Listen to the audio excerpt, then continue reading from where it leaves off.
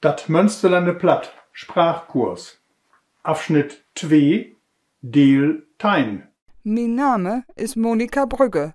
Ik ben 22 jaar oud en wohne vandaag in Münster. Geboren ben ik in Riesenberg.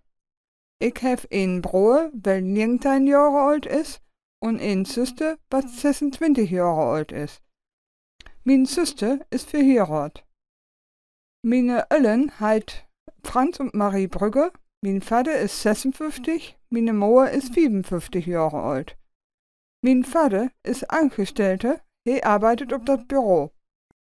Meine Mutter arbeitet als Hörnerske in eine Hörnerie. Mein Bruder gaat noch op de Schule, er will Abitur machen und op Doktor studieren. Ich selbst arbeite in Münster als Bäckerske in eine Bäckerie. In mijn Ellenhuis kuurt wie alle Plattdeutsch miteinander.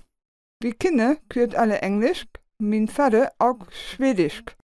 Mijn broer leert auch noch Latin. Dat kan hij goed gebruiken, wenn hij studeert.